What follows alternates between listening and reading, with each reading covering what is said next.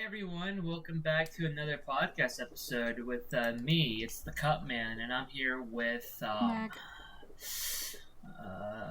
who? I don't know who that is. Who is that? How did I get here? Who is that? How did I get here? Okay, Alan from Smelling Friends. That's a compliment, actually. I'll take that. Now. Welcome back to our little podcast. What movies do you like? This is the 8th episode. I didn't think I could count that high, but here we are, episode 8.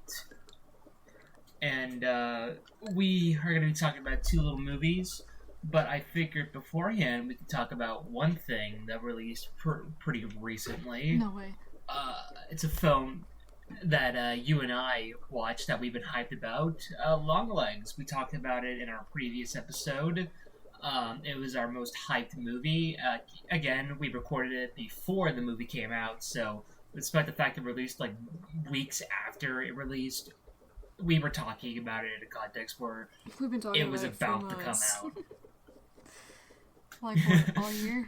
It's ever since the marketing started, that's when we started talking we found about it. Like early. I was like, you gotta. It announced. announced. I don't remember which one of us found it first, actually. I know it was the very first one. Well, like it was like a phone call or something. Yeah. That was the one that I was just like, okay, what the hell is this? And that's when everybody was like, okay, I gotta figure out what the hell we this found is. It first. We were really quick on Yeah. finding it. And then everybody else was like, what is this? This is pretty epic. Yeah. Yeah, they stole our memo, vibe. I guess. I don't know. They stole our vibe. They can't do as good as us. They can't. I figured since it came out. Sorry. Gaslit movies. I figured to give a really brief, opinions on it because we both saw it, and I think we have roughly around the same opinion on the movie. I could be wrong, but I think it's the general idea. So, one thing... Well, this kind of feels redundant to say, because by the time this will get uploaded, who knows, maybe even Longlegs will have an announced date for it being digital, but, pretty much everybody is saying this. The marketing and movie are completely 2 different things. Yeah. If you're going into this movie expecting, the scariest movie ever made, it's really not that. I was never going to think or just judge the movie just on that, but it was definitely, interesting to see how different the marketing was compared to Whenever says that this is gonna be the scariest movie ever made, I don't believe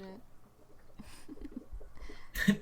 That is fair. I was expecting this to be movie of the year, and sadly, it's not. I don't know if I've watched any movies that have came out this year besides that, but it's not movie of the year. Have I? It's not movie of the year, unfortunately. But there were some really cool things about it. For one thing, I love how the film was shot. Yeah. It was I don't know, there are too many cool shots. It's a film... lot of, up close, face shots. I like that. That is true. Because it really helped. I love how much the spookiness. Yeah, I love how the film rewarded you for noticing background details. Yeah, reminded me of The Strangers because of that. Man, I love The Strangers. You know what? I do agree with that. Yeah, some shots did kind of remind me of that shot that's in the poster in The Strangers. Turn around! What the heck are you doing? I will say, I think it was really... I really did like the movie, but I think I would have liked it more if I wasn't in the very front row of the theater. Oh, yeah. Yeah. I actually... 15 minutes before the movie started, but there was a long line to get, concessions. Wow. So by the time we got through, the trailers had already started, so it was movie time, in quotes, because they show 30 minutes. Yeah. And yeah. 30 minutes. That They would be do. awful. They show 30 minutes of trailers. I've checked my phone whenever they start playing the opening credits of a movie, and it'll legit be 30 minutes, and it's like, wow. That's insane. It's usually like 10 minutes whenever I go see a movie. Yeah, it's not that long. Like, it's like just like 4 not commercials, trailers. They show like 5 or 6 I haven't seen a lot. trailers, and they're all like I don't know, 2 to 5 minutes long. One other thing I did really like were the performances. Everyone's going to be talking about Nicolas Cage's performance. I've heard some people kind of debated on his performance. Some people thought it was a bit much. Honestly, okay, it was a really good performance, but I don't even think it's in his like top 5 best performances. Nicolas Cage has a long catalog of He great only does good performances. So it's really... even when he's in a bad movie. Color explains. Yeah, he is so Who good in that said movie. that? That was just terrible. It was just a really bad movie. It was pretty boring, to be honest. I honestly, although I think Nicolas Cage did a good... Yeah. Although I thought Nicolas Cage did a good job, I thought the lead actress honestly did a better job. I know her name, but I don't know how to pronounce it. Could you help me? There's an amp. Hold on. I'm not gonna type it on my computer. I know. The mic picks up my typing really loud. Yeah. But yeah, I honestly think she did a better job performance-wise. So Micah Monroe. Yeah, she was great. I don't know, I was thinking Mara Murray. That's a completely different person. I also love that one actor, like the guy who was like Oh. It's a missing somewhat different.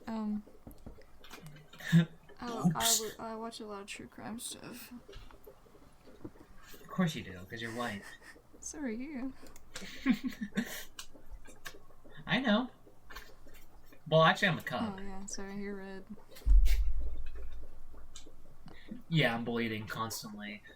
But, to get back on track, yeah, I thought she did a way better job than Nicolas Cage. I think it's just because the film allowed her to be more natural with her performance compared to Nicolas Cage, where they were demanding a lot more. Like the weirdest person. The weirdest detective, at least. I don't know. She was just like a little odd, I think. And I liked it. Yeah, and we get to figure out why she's odd later on. Like, is it just like, I don't know. Maybe she's bored. A little, like, nervous. She's got something that's like happened. Kinda. She's got a weird I also don't remember the actor. That is true. I don't remember that actor's name, but also the detective that was helping her the whole time. I thought he was a great job. Yeah. I don't remember his name at all, but... I really liked the performance, and it was kind of goofy. Oh, okay, I get what you're saying. Yeah. Okay. Nice. Yeah, I never heard of that guy, but like now I want to check out some other stuff he's done because he was great in it. Oh, Medea Family Reunion. I hope it's like the worst. All right. Oh, he's actually in a lot of stuff. Stuff that I've seen.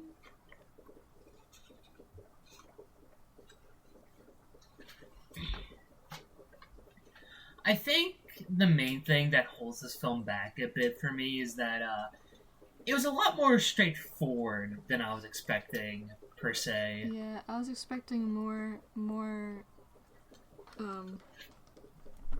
mystery, more detective. I mean, it was like a lot of detective stuff, but I wasn't expecting it to be so supernatural, I think. Yeah, I get that. I don't want to spoil. But, yeah. Even though by the time this podcast episode comes out, I'm pretty sure most people have seen Longlegs. But just in case, for the very few who haven't, we care about you.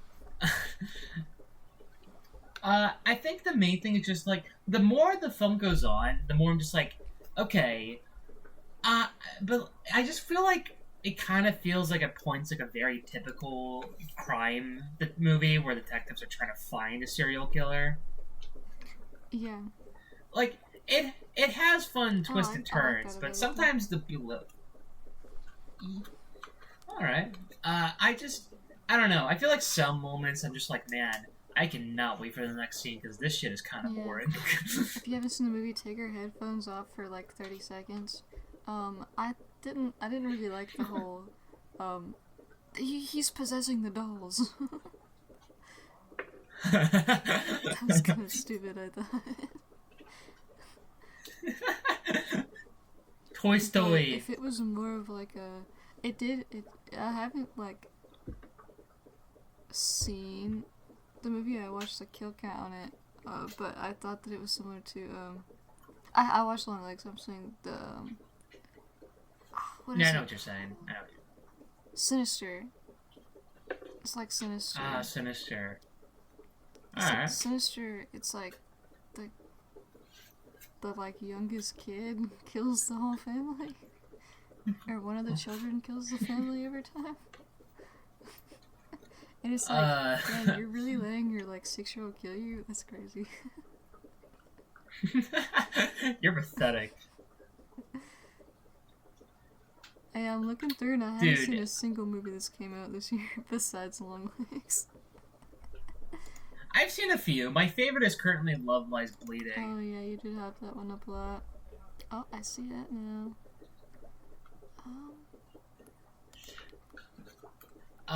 But yeah. I feel like we could talk a lot more about it, but I feel like it deserves its own separate thing. This is meant more to be like a brief, like, thought thing. Mm-hmm. So, just like a very brief thing. So, just to name some other things about it. Every other performance is great besides the main three we listed. The actress who played the main detective's mom, she was really good. Oh, I'm pretty sure I love she's, the like, real popular. Hold on, she's what? I gotta go back to Longlegs. As do most people. I'm not gonna lie. One thing I will note, the way they name dropped the title of the movie was a bit goofy. Dude, that was so funny.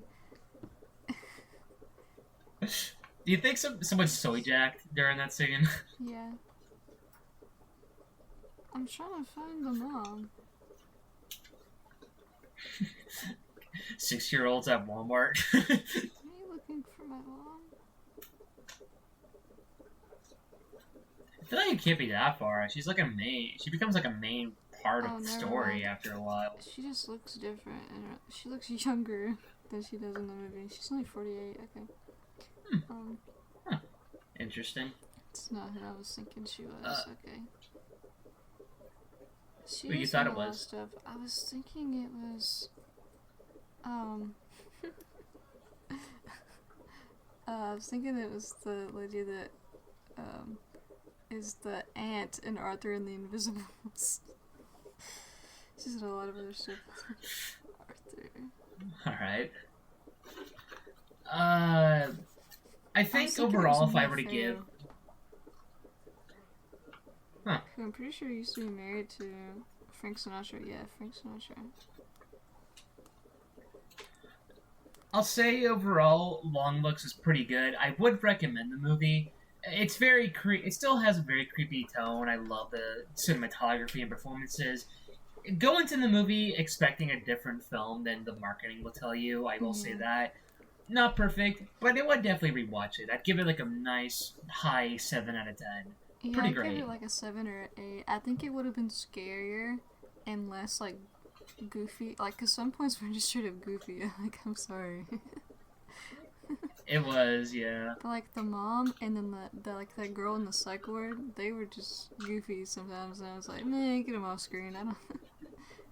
Longlegs, I don't want he was them. pretty goofy sometimes. Where it was like, okay, we need more atmospheric horror than just like, I'm gonna say something off the wall. She's like, that scene where he sings in the car. If he told me to like kill you right now with my bare hands, I'd do it with a smile on my face. It's like, that's not scary. I'm just kind of like, okay.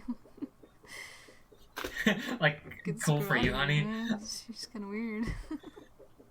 Yeah. Yeah, the film I'm now hyped for, what I think could be movie of the year, is Robert Eggers' Oh yeah, we Nosferatu. talked about that last podcast. And let's see, I saw they were playing a lot of trailers for horror movies since it was an R-rated movie, and I'm looking forward Well, makes sense, yeah. to Cuckoo. Yeah, I'm intrigued by that since it's the director of this one horror film I've heard, Let the Right One In, Yeah, which I've heard, I haven't watched it. which I've heard is great. Yeah. I haven't seen it either. Yeah, I feel like it came All out this right. year. I thought it Well, came out that's. last year. Oh, I want to watch Maxine. But oh yeah, Maxine. I didn't see Pearl. I want to watch Pearl out of all the Pearl three or films. X. I probably should watch them. I still need to watch The Strangers Chapter 1. I've heard people say it's bad, and I just cannot believe that I need to watch it. How about since we're already like what, like 17 minutes into recording, more 16. Yeah. Let's get into the film discussions themselves, like the actual two film picks from last time. Yeah, that's a good idea. Uh, Let's see, yours is first. might be a good idea. Well, I had to yeah, think about yeah, it, mine is 'cause first. they said the same letter. Yeah, they're really close to each other. But so for first, we're going to be talking about my pick, which was the film Memento, released in the year 2000, the Y2K craze. Yep. And this is a film directed by Christopher Nolan very early on in his career. This was his second movie after his directorial debut, Following, which released 2 years before. And this film follows Leonard, or as Teddy calls him, Lenny, as he tries to find the man who raped and murdered his wife, called John G. But the problem is, he has a memory problem where he doesn't remember. It's a very short-term memory loss. He can barely remember anything at all.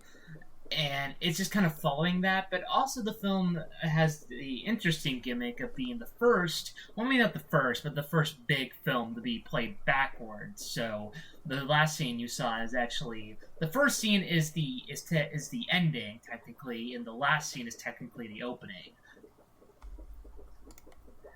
And yeah, this is a film that I've watched a lot of times. I really dug this film in like middle school, and rewatching it, it still hasn't lost any of its kicks for me.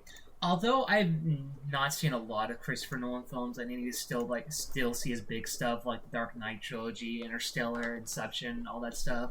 The only ones I've seen is Oppenheimer, Insomnia, and this film. And I like Oppenheimer and Insomnia, but they're not films that I'm like gonna go crazy over. Meanwhile, Memento, it's one of my favorite films to be ever made, and I love pretty much everything about it. And I'm really excited to like talk about specific things. And what did you think, Okay, Mac? so you guys already know I did not like Oppenheimer, and it's the only Christopher Nolan movie I've seen up until this one. And honestly, so far this is his best work. It's really good. I liked it a lot. Nice. Two movies, and the other one you liked, I've heard than the Tenet other is one. good, Yep, that one. I've heard one singular person say that Tenet is really good. I've heard defenders of it, like people who think it's like a misunderstood masterpiece. I know Shalak, the YouTuber, says that it's the best Christopher Nolan movie, but it's hard to tell if it's a bit or not. I think it's a bit. Interesting. The only thing I know from that movie is that the main character says, "I've been waiting for my hot sauce for 2 hours." Isn't or it something. also like backwards? I think, but like in a different way from This Memento. I one's could be wrong backwards in a though. cool way, but I'm pretty sure that one's backwards in like a what? Way? So let's get into that main thing. This film is played backwards. What did you think about that? About that overall gimmick? Okay, so like, we get the opening, Yep. and then like it's like a pretty much cut and dry opening. You're like, where's the movie gonna go from here? He just killed that guy. and then the next scene, he's back, and you're like, what? And then you're like, oh, okay, they're playing clips, and you keep going backwards. Okay, this makes sense. You catch on pretty quick, Yeah. but it threw me off. I was like, wait a minute. Yeah. I would get that if it would throw you off in a first watch, at least at the beginning, because it's just like, wow, wait, what the fuck's going It on? was like playing peekaboo. He's gone. Oh, he's back. I love how this film is written with the backwards gimmick in mind. It makes sense given one of the the main character's condition. Yeah. One of the main criticisms I've heard with Memento is that the main gimmick feels way too gimmicky. Like, if you were to remove that film, it would be a way worse movie. But I honestly feel like the writing knows, pretty much everything in the movie knows that it's meant to be backwards. It's presented in this way. Okay. And... I What were was you just gonna gonna say? say, No, go if ahead. you removed the gimmick, the movie wouldn't make any sense, because it would be very straightforward. Actually, You'd be like, okay. there's a special Blu-ray where you can play a It straightforward wouldn't make any cut. sense that way. I guess it Yeah. would, but like, there's no surprise, there's no suspense. Play it forward. Exactly. Until Yeah. the end, I guess. One of my favorite things about the backwards gimmick and the overall writing is I'm not going to say anything about particular scenes because right now we're in our spoiler-free discussion, but each scene adds additional context, which, you know, that might sound like, yeah, no shit, that's what a movie does. Each scene adds additional context. context. And the next scene you're like, okay, so I'm right? And the next one you're like, okay, I'm definitely right. And then It's the like next thing reading you're a like, oh book. shit, I've been wrong this whole Not time. me. Not me. I was like, no, I can't say that the spoilers are mine. We'll get into that some other time. Not some other time. Yeah, in next like week, 20 minutes or maybe. something. I'll Next edit it episode. in. That would be insane, actually. Yeah, I love it because like each single time I've rewatched this movie, it feels like I'm connecting more and more of a puzzle. Like, this is a very puzzle-orientated film. And I feel like the writing is just so in-depth. Like, another criticism I heard with Christopher Nolan is that, like, his films are more, like, about the spectacle rather than the writing. But honestly, I feel like Memento is kind of the opposite of that. Memento is not a bad-looking film whatsoever, but I wouldn't say it's a film you remember by its visuals only. Meanwhile, the writing, it's, like, fucking incredible. Yeah, it was really good writing. It gave me like the feeling of like reading Harry Potter, and like you figured out what needs to happen like 2 or 3 chapters ago, and then Harry's like, "Oh, Yeah. I got it. We've got to do this, Hermione," and she's like, "Yeah, I know." And you also have known. Idiot. And then he's like, but I'm the chosen one. And it's like, shut up. Kill yourself. Except this time Harry doesn't know because he can't remember.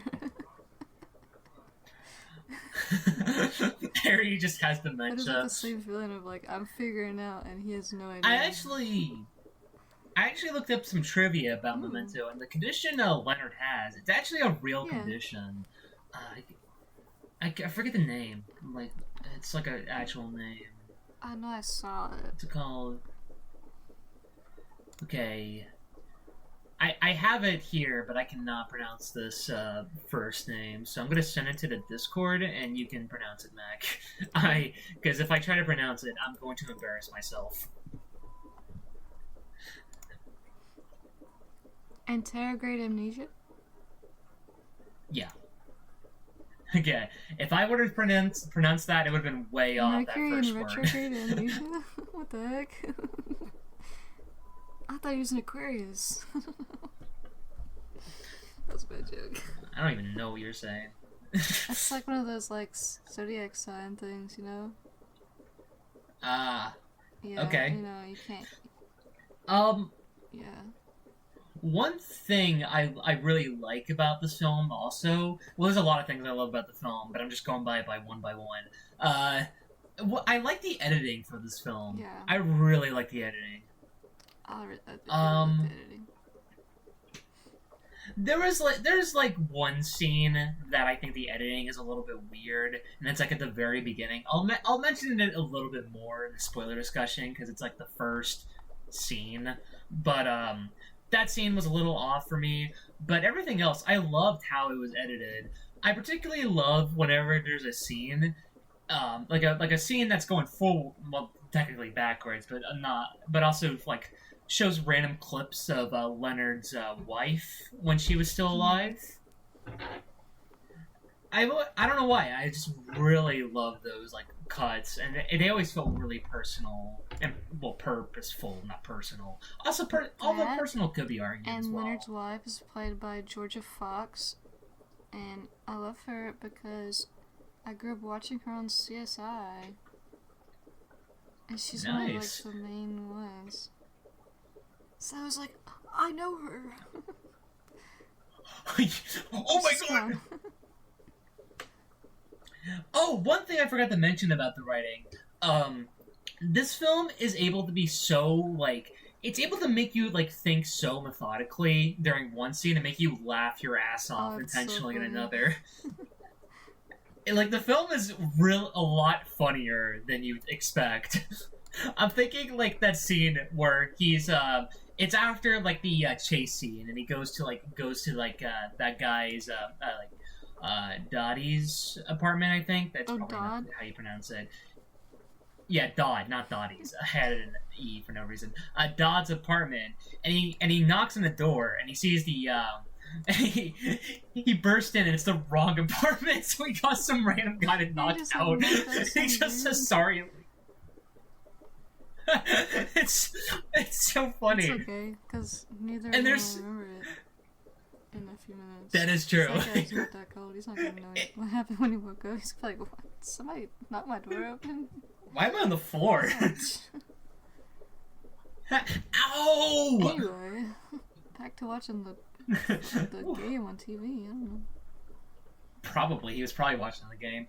But there's so many other scenes where it's just so funny. Like, it's a really funny movie. But it's also, like, a movie that's able to combine being serious without it feeling, inconsistent, considering, we're following a guy who can't remember anything as he's trying to commit revenge for the murder of his wife. It was just me, but without the revenge for the murder of of his wife part. Alright. It's a bad memory. He has the... that's how you can describe the movie. What about... I've been kind of rambling for a bit. Is there something you particularly want to talk about, spoiler-free wise, Mac? Like the music. As soon as the movie started, the opening scene, the music was so good. I was like, okay, this is gonna be good. Yeah. Honestly, upon rewatching that, that was the main thing that really stuck to me was the score. I remember when I watched this film a lot, I was thinking more about, like, the writing and the characters rather than the music. But this rewatch, man, that score is really good. And there's certain scenes where it just hits so fucking hard. Like, oh my god. And I don't know what that sound effect is that they play during one of the songs. I'm thinking, like, well, it's a spoiler one, so I can't say it right now. But it really conveys, like, confusion in a way that I really like.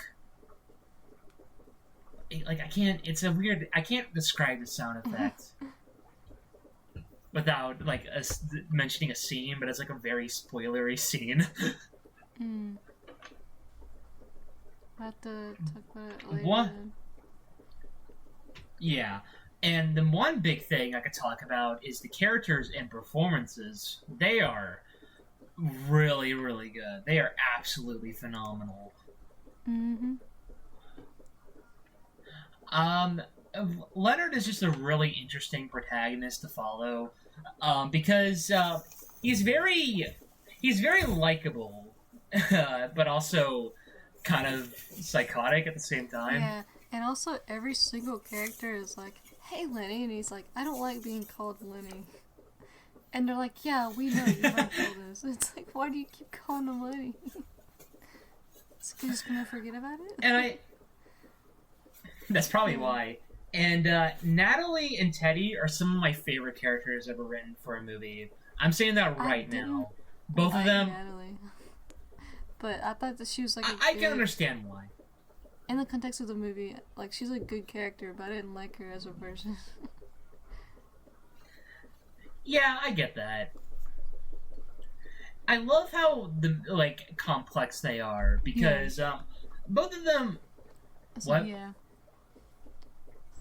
Okay, I thought you said something else. I'm just kind of in my own I little just gotta world. drink the water up before And someone sounded weird.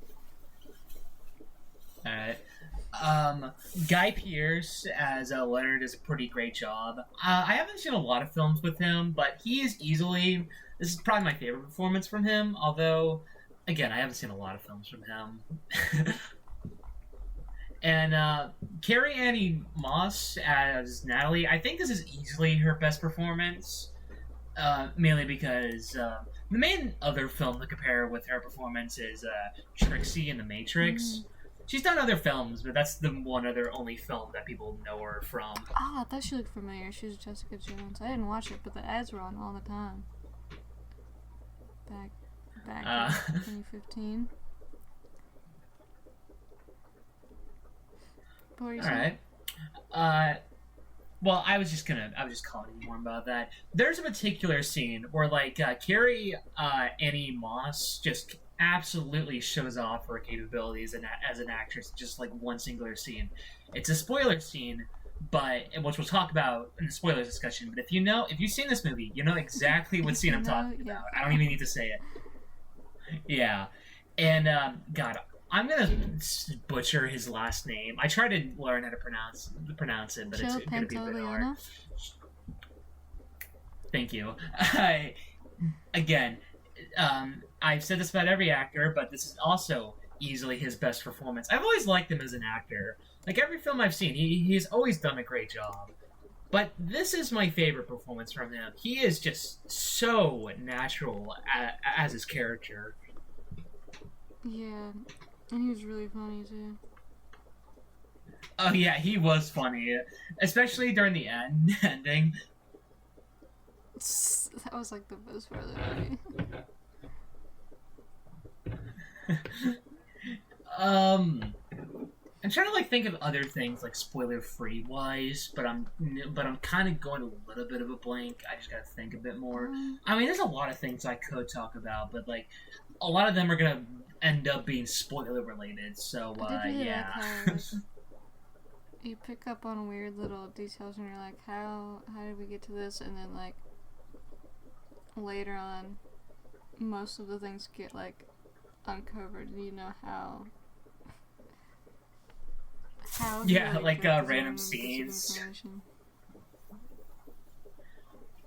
I also like that when it comes to random moments, when Leonard is entering the bathroom and that a lady that he hired is just in there. Because at first you're just like, what the? Why is she in that bathroom? Who is she?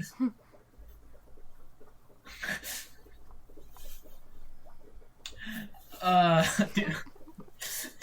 What is she here?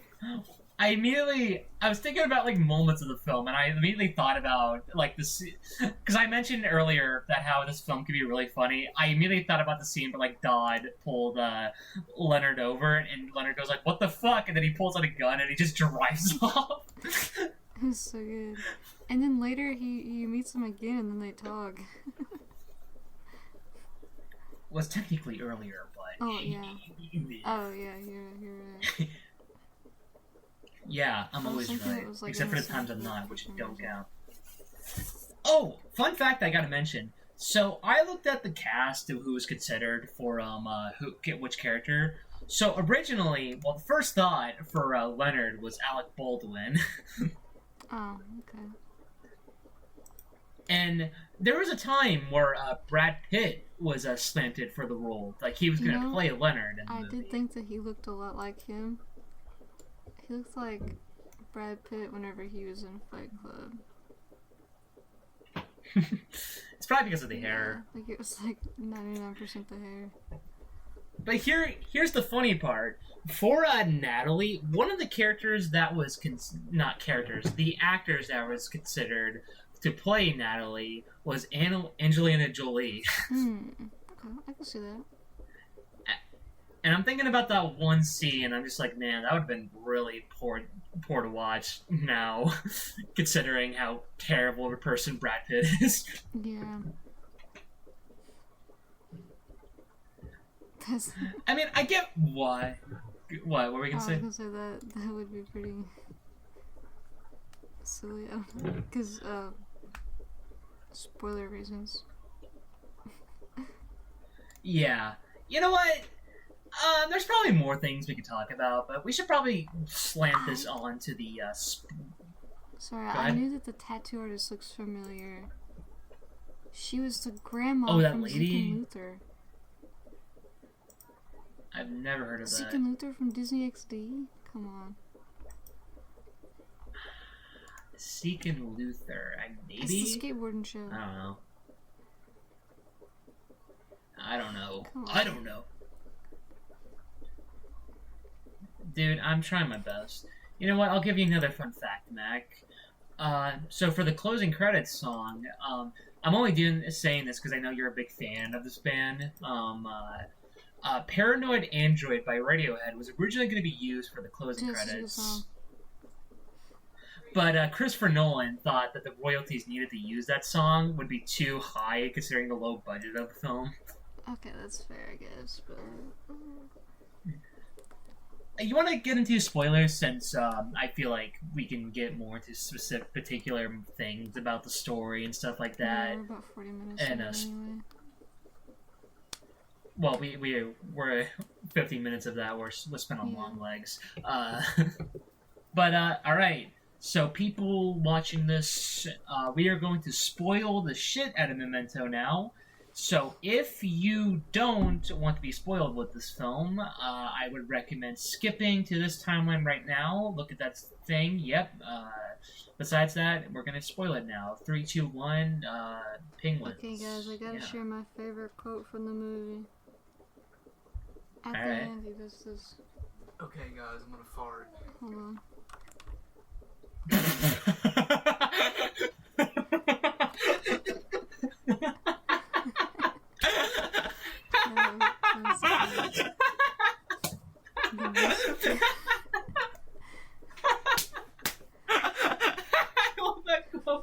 I love that quote. What were you gonna say? I actually did. Just outside my door until he did it. The best quote of the movie. So what was your favorite quote?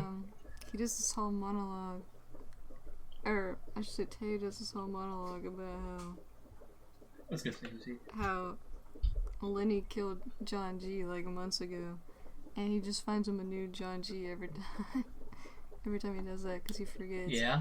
And then he's like, "It's a bear o'clock, I'm buying." I love. Yeah, you told me about that quote. It's been in my head. Yeah. I put it in my notes so I didn't forget it, but how could I forget? How could I forget it? It's too good. Yeah, I guess to segue that, the plot twist of the ending. Dude. It was crazy. Now that we are into that, I can get into that sound effect I was talking about. So you know when Teddy was telling Leonard about how this Sammy story was actually Leonard's story, and you know that like sound that plays after Teddy says the insulin. If you can remember it. Yeah. So. That was the sound I was talking about earlier. Dude, honestly, my favorite scene in the whole movie is in the Sammy story when Sammy's wife, or you could say Leonard's wife, because the plot twist is that Sammy was Leonard. Yeah. Well, not technically, but you get what I'm saying. Was doing the final test to see if Sammy would snap out of this memory loss he's earning. That scene, oh my god, it was so good. So good. And This film is so good at having like individual scenes where like performances are so fucking powerful. Like that actress who played Sammy's wife, like she was great in the whole movie, but that one scene, like her facial expressions are expressions I'm never gonna forget. Yeah. Like It was, like, all in the they were eyes. so powerful.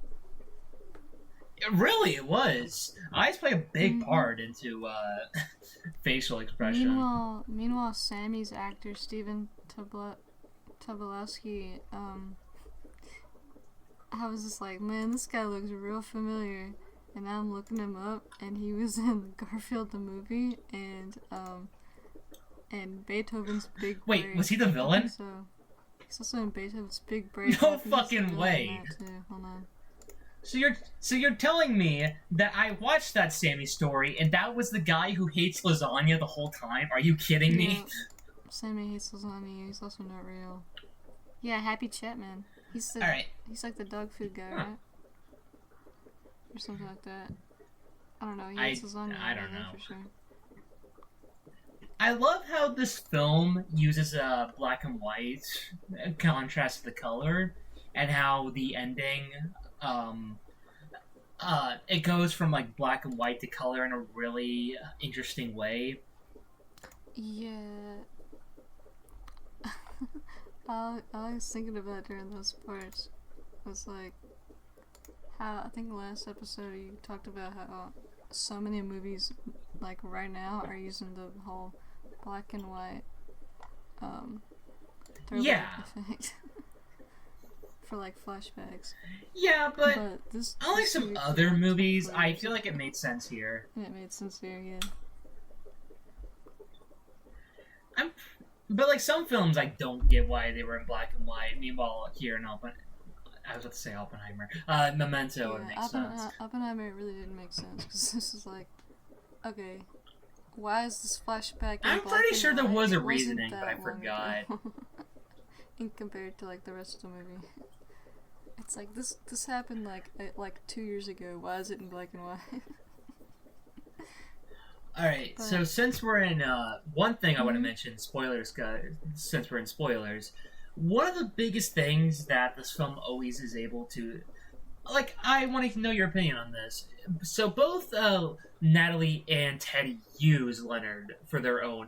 Actually, one of the big things about this film is how everybody's using Leonard for their own personal, reason. Even, like, the guy who works at the apartment is using Leonard to, make him pay more rent so business can do well. But then Natalie and well, I guess earlier in the time, or yeah, later in the movie, who cares?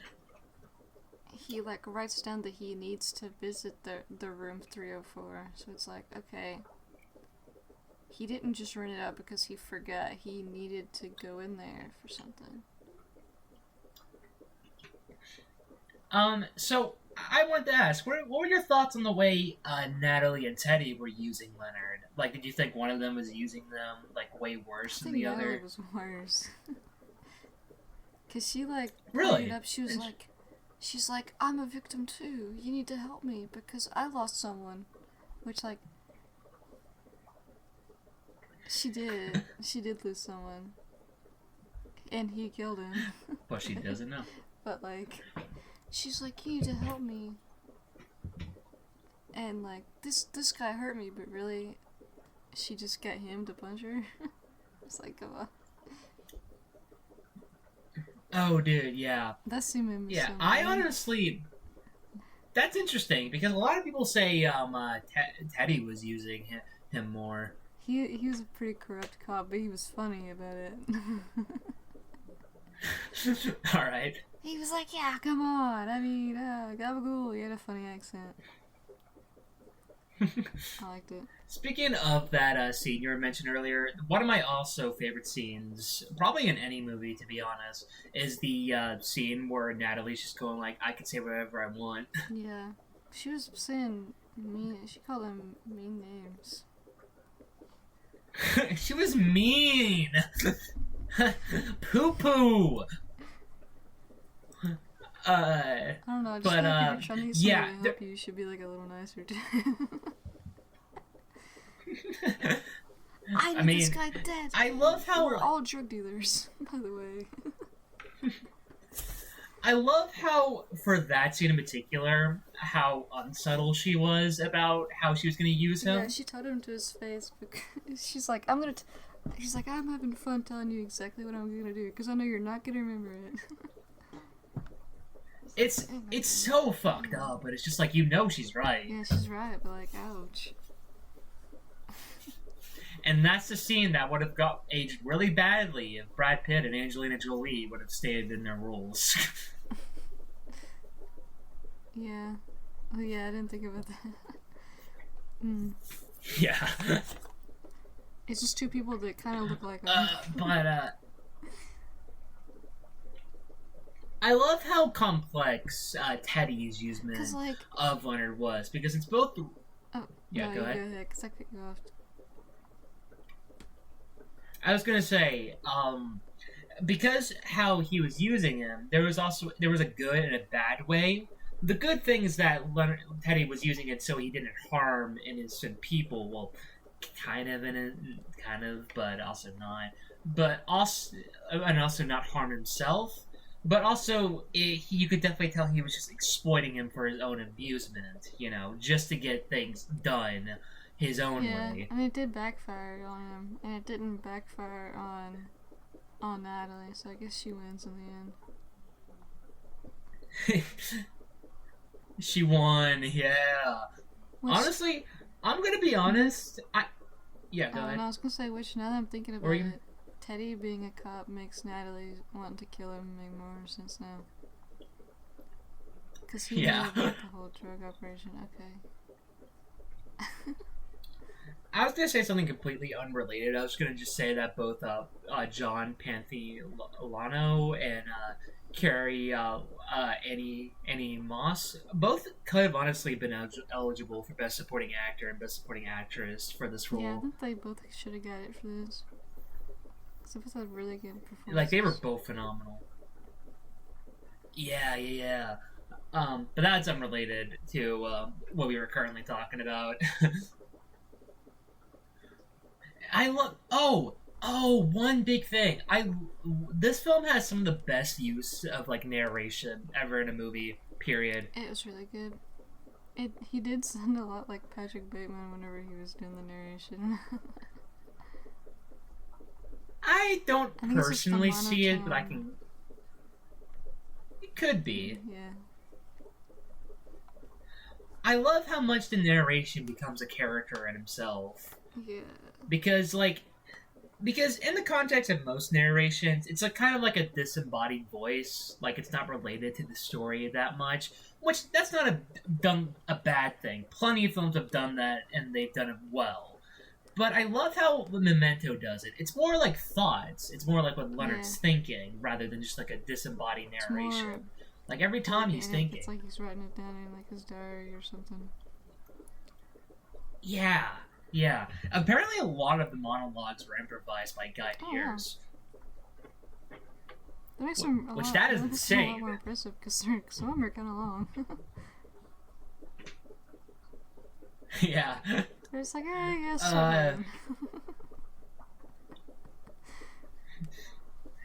just please But talk. also, okay, there's one question I have for this movie. So Teddy, his name was like John something, and then a G last name, I can't remember. But like, his mom called him Teddy. How did she get Teddy from his name? John can't get Teddy. I don't know. Can't get Teddy from his middle name. Maybe it was like a childhood nickname. I assume so, but like, where did that come from? Like, maybe like, oh, he's so cute, like a teddy bear. And I think one of my favorite parts about this movie is that, Teddy does this whole monologue to Lenny of like, we've done this, like, there's been like so many John G's that you've killed.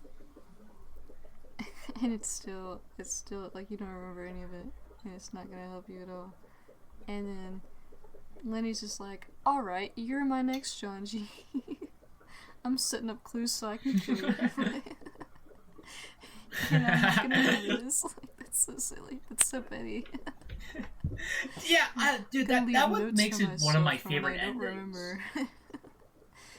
This guy's my next target. That's what makes that one of my favorite endings, Yeah, though. he goes Like, to the I tattoo love how parlor this and he whole gets thing was that- kind of a that clue. license plate tattoo. Yeah, it's Like so a insane, carrot on his actually. license plate. But also, it's kind of like a weird thing where, like, yeah, Teddy didn't do anything in this particular situation, but he was so awfully corrupted that something was going to bite him in the ass but to eventually. play like the devil's advocate, at least Okay. it was less for. Well, it was still for his own game, but it was like more for the gain. I feel like he saw it as more of like a gain for the community, because like they were all criminals that he was killing. All of them were like drug dealers, so it's like, okay, less people being affected by the drug dealers.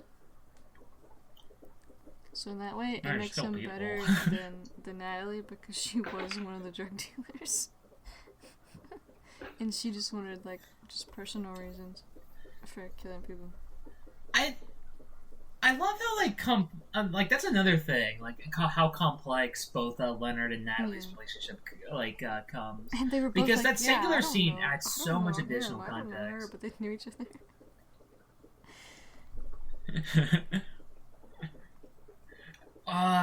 I guess. Let me ask: did you have any main criticisms with the film? Like any big things that were drawing the film back from you? Mm-hmm. I did think it was kind of weird how he was able to remember that whole Sammy story, but like he made it up. It was You his know own what? story. I feel like it might be. And I feel like it does prove the because whole. With my condition, I can learn through muscle memory, but I can't. But it's not like real memory, whatever. Because he keeps telling it. Which also, that makes sense why he has it tattooed, because if it was really before his incident, he would have just remembered it normally. I guess that should have been a big red hair, like a big, like, hey, something's not right with this story. actually, I didn't think about that. Actually, one big thing is that near the end of the film, like the last shot with Sammy, you know, he's like sitting at that hospital. Yeah. There's actually a few seconds after a person passes them where you see Leonard there. Oh. Yeah, if you go back to that clip, you could see Leonard as that guy, as some random guy passes Sammy by. Huh, that's really interesting.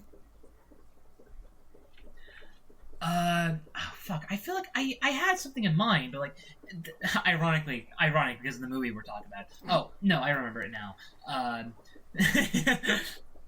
But my main criticisms, well, not criticisms, they're more like small nitpicks. So the one thing is that, the beginning of the film is Leonard shooting Teddy, basically killing him, and that scene is phenomenal. I like that scene. It's a great way to open it. It's a really shocking way to open it, because it's like, okay, we just murdered a guy. What's next? But I always find the way that Teddy tried to run away from the bullet to look awkward. It makes sense, but yeah, it was kind of awkward. I just thought it was really funny that I feel like there was just took a picture. I need to remember selfie. this. And the only real thing, so when I watched this film, like the last time I watched it, I remember the main small thing that I criticized was that I found the structure of the film to be a little repetitive. Like it was, we learned something from backwards, then we learned a bit of the Sammy story, then that, and that, and that, and that. I didn't feel it that much this time. The main thing I felt is that certain scenes felt a little too short. Like, it felt like the quantity of the scenes was different in size. Like certain scenes were only some of them were only not even a minute long. They were seconds. Yeah. While others were 15-minute long scenes, and those scenes are great, but it kind of feels a little bit imbalanced. And the only glimpses of where you can tell this is still early on in Christopher Nolan's career. He's still trying to figure out his own style and all that stuff. Yeah. And I feel like after like the first couple like clips, that he could have done away with like how one scene ends and then the next one, like the next clip, you get like a little repeat of something that just happened, and it's like, okay, we didn't need that after the first couple times because now we get it. we get that it's going in reverse order. We don't need the full 30 seconds of Natalie saying, like, of Natalie coming in and being like, he hit me, because we get it, we just watched that. You know what? That's fair. We're like I don't personally mind that, but I get it. Yeah. That's like the only real criticism I have. Alright. I'm trying to think of other things to talk about, but again, every time we do recordings of podcasts, I feel like it's like a test, and I just forget about like a lot of things. Yeah. But like Memento is just one of those films where like, even with my criticisms, I can still stand by that this film is one of the most impressive movies. Like, it's honestly up there with something like Memories of Murder, where it's like an insane and like second step from a director, because like, I haven't seen Following yet, but I've heard from like consensus, it's like, yep, that surely is the first film Christopher Nolan directed. Like, no one hates it, but no one really loves it. But the fact this was his second film, and pretty much almost everything about it is damn perfect. Like, and, holy like, shit. This was his second film. This idea? It's like, okay, I want to make this movie, and it's not reverse, but it's in like reverse sequential order. Like, it's like a bunch of like clips in reverse sequential order. I guess that's the best way to explain it. How do you be like, okay, this is my idea. And you can definitely tell. Maybe a storyboard. And some films took inspiration from this. Yeah, that's true. I watched this film called Irreversible, which basically does the same thing. It tells the movie backwards. I feel like the title kind of gives it away. That is true. The problem is, you can't really recommend Irreversible the same way as Memento, because Irreversible is a fucked up movie. Okay. Like, a really fucked up movie. I know I've heard of it, but... Like, it's... Like, it's definitely not a movie to watch with Grandma. That's all I'll say. Do you want to get into our final thoughts? Sure. Alright. So, hey, guys. You came back from the spoiler discussion, didn't you? Haha. No. So overall, Memento is a film I really, really love. I love the editing. I absolutely adore the writing. I love the performances. Everyone does a phenomenal job. The story is great. This is a really impressive film by Christopher Nolan for how early this was into his career. Pretty much everything about it is, at the very, very least, exceptionally well done. And there are so many small details that will be picked up upon rewatches. And yeah, I borderline adore this movie. It's one of my favorites ever. Yeah, it's my second Christopher Nolan film, and it was way better than the first one I watched. I think it was like, I don't know, maybe it's his best movie. I'll have to find out. I think it's his best, but I haven't seen all of them. Yeah, I don't know much to go for. But it's at least, 10 or 20 times better than Oppenheimer's. So that's not saying much, but I think it's really good. I liked Oppenheimer, but I do agree it's way better. I like the gimmick. It really didn't feel gimmicky to me. The music, the score was really good. Oh yeah, I forgot to mention that. Yeah, the score's really good. Superb. That's a funny word. Yeah. I'd say it's kind of one of those things that you say. Watch it with your friends, your family. I don't know. Get a tattoo with your family. Yeah. Maybe shoot your best friend. You and your best friend watch this movie together, and then go get matching thigh tattoos with each other's license plate numbers. Honestly, I would give this film a 10 out of 10. I think my criticisms of them are small, and they can't undermine how much I love it. I think I would also give it like a 9. I think I'd give it like a 9 point. I don't know if it's like a 9 or a 10 out of 10. So I'll give it a 10. I'll give it a 10. Hey, that's the first. Honest, that's the first film that we both gave a 10 out of 10 Oh, to. yeah. Huh. I gave one last time. But have you? Yeah, but I give it an Have 8. you given one? Yeah, I gave one to the one episode you weren't on. Oh, yeah. I seem to watch both of those Alright. movies. You've seen Old Boy. Oh, yeah, I forget. Oh, boy. That was the other one. Okay, I seem to watch Prisoners. Prisoners is great. Yeah, I've seen Old You would Boy. love it. It's a movie. It's a movie. Definitely consider that. Now that we got Memento out the way, let's get into your pick, Mac. Misery. They say the word misery so much in this. That is true. Like you think it'd be like a one-up like title drop, but no, it's a big part of the movie. If there's a what are they called? The YouTube channel. Drinking game? No. They like critique movies, but like stupidly. CinemaSins? CinemaSins. If there's like a CinemaSins episode of this movie, I bet it's insufferable to watch because I bet he goes roll credits a million times and it's terrible. It'll be so bad. I used to watch that that video's YouTube got to channel. exist, and I'm going to look it up as soon as we're done. Why don't you describe the plot, Okay, Mac? so this writer, Paul Sheldon, you know, he runs at a cabin in the woods in Colorado to write, or it's like on a mountain, to like write his books, you know, he's an author, he's gotta have some peace and quiet to write. Well, when you try to leave in a snowstorm, you're gonna have a little wreck, a little accident, and yeah, then that leads to you getting kidnapped by your biggest fan, and that's no fun. And yeah, you know, they have good times and bad times, mostly bad in her little house. Cute little house though. 90% Yeah, bad. 90% bad. The good is usually fake. That is true. But yeah, you know, spending nice time in the Colorado mountains with a cute pig. Dude, the pig is so cute. Misery, the pig. Yeah.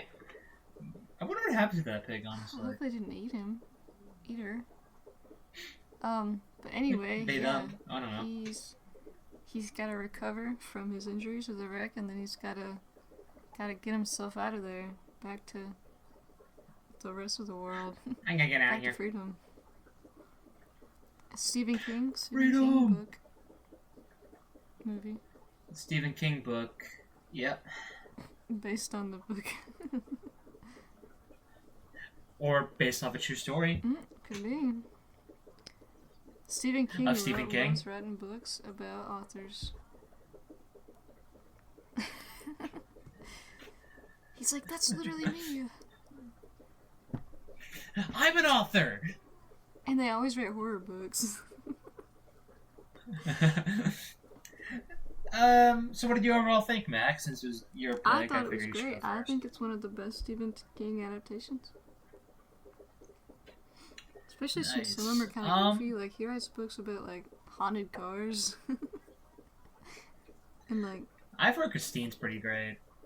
Yeah, I've heard it's pretty good. I've seen the car at a museum. There's a car museum in the Great Smoky Mountains. It's in Interesting. Gatlinburg or Pigeon Forge. It's like the same place. And they have the car built into the wall at like it's like you know, some staircases, like, they go up and then there's like a flat part and then you go up the rest of the stairs. It's like a halfway point in the stairs. They have it like in the wall on the halfway point, and it's got like motion sensor lights, so when you go up the stairs the lights turn on. It's like she's coming alive to get you. That probably scares shit out of a lot Yeah, of people. like any little kids together. Sorry.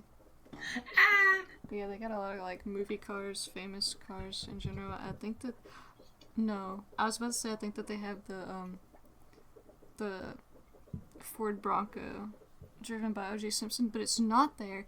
It's at another museum in Pigeon Forge called Alcatraz True Crime Museum. I've also been there. Okay. But that's a whole. Going back to Misery. Yeah, back to Misery. I overall thought this film was pretty good. I'm not sure it's a film I absolutely loved like others did, for reasons I'll explain later. But I definitely see the film's worth. Like, this was definitely not a film where I felt like I was not understanding why people liked it. It was more just like a film I really enjoyed, but not as much as others, you know? Yeah. Stand By Me was written by Stephen King. Was it? Huh, I didn't know that. That's two The book was movies called that, The Body. that That makes sense. damn. Because they find a body. I haven't seen that movie, but they do find a body. That's like the whole thing. So that's two movies that the director did that were Stephen King adaptations. Yeah. That's interesting. Huh. The main thing that hold Misery for me, and it's the big thing everybody mentions, like, you can't talk about Misery without mentioning her, Kathy Bates. She, no matter what I was going to feel about this movie, I knew she was going to do a great job, and she does such a phenomenal job playing such a huge fucking psychopath. She's so good at it. It's crazy. Yeah. But, like, sometimes she's there's kinda moments where... likable.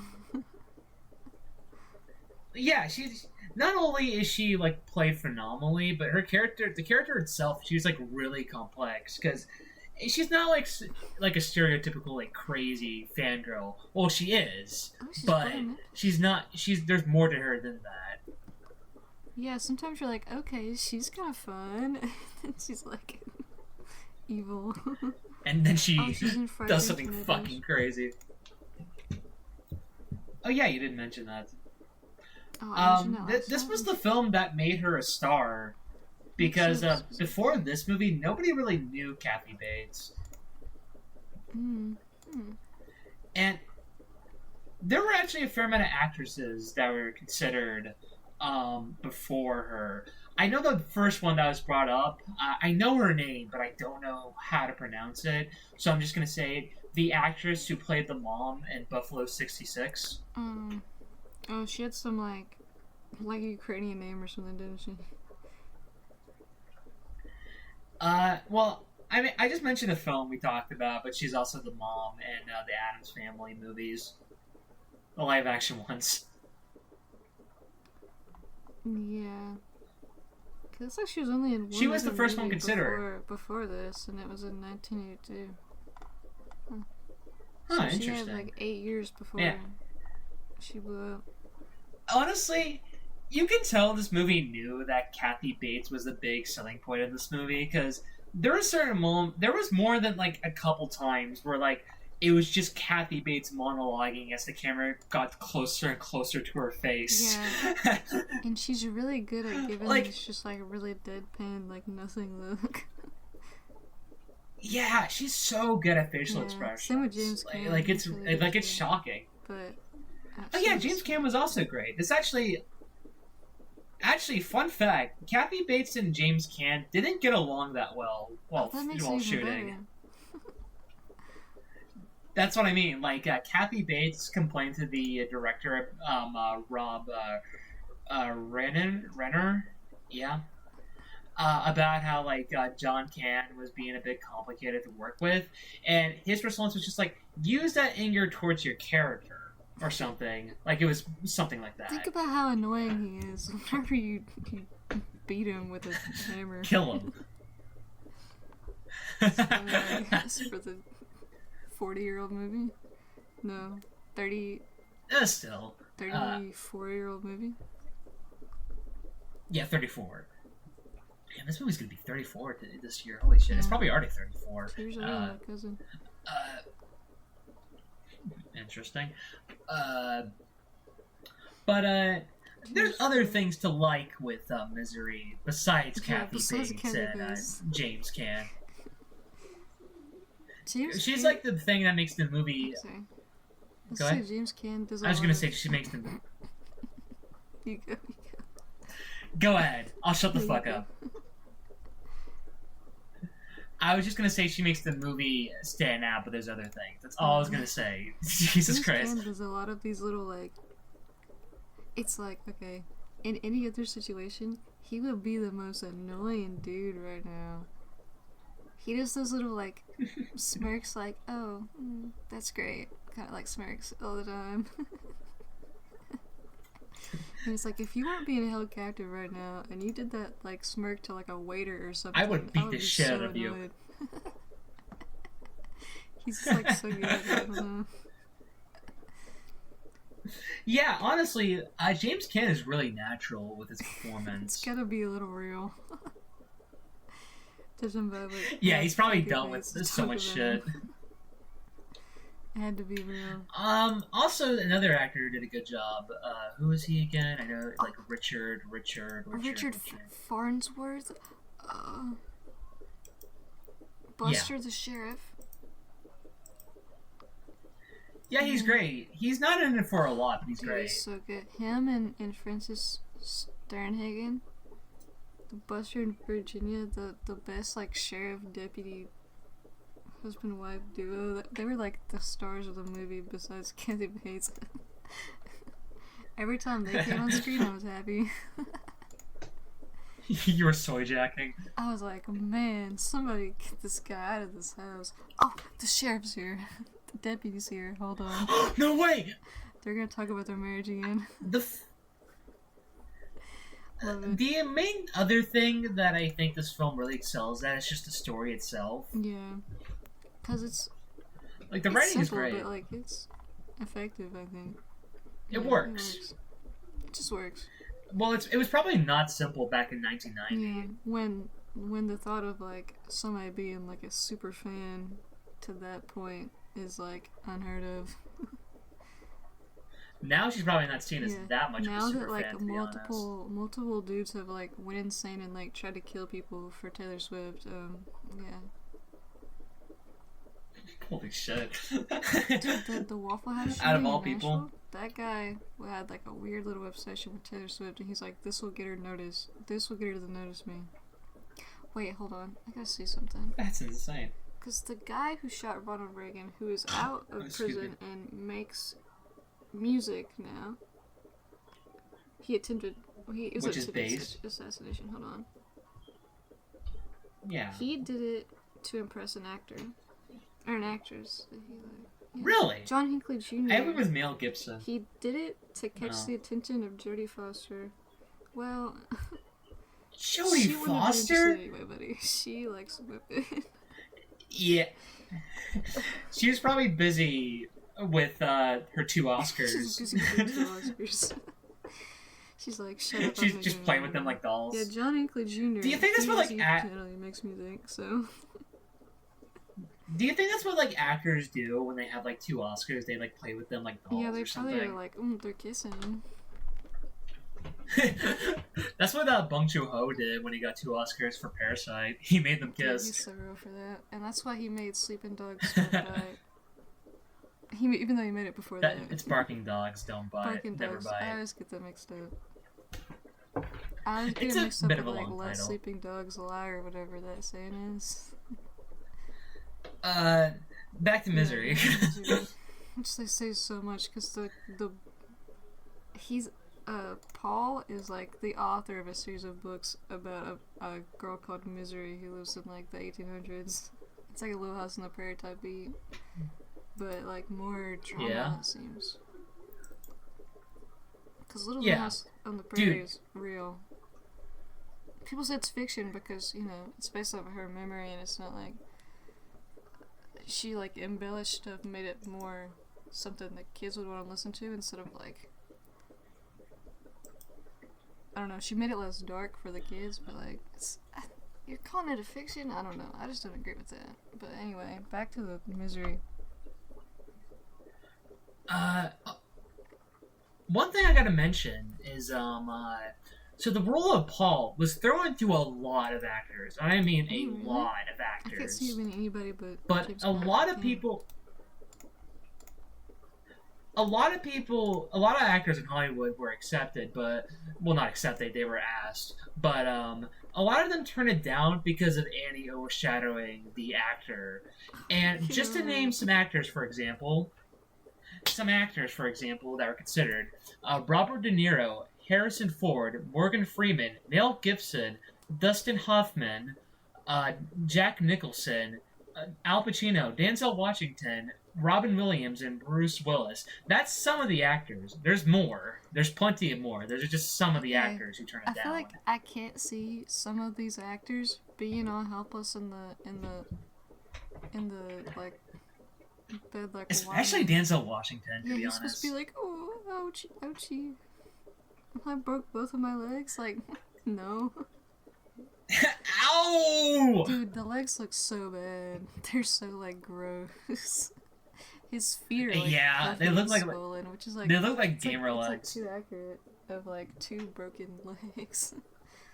I think Yeah, that they probably like looked at like actual broken for, legs like, a before little bit doing the of makeup. gore in the movie, they did a really good job.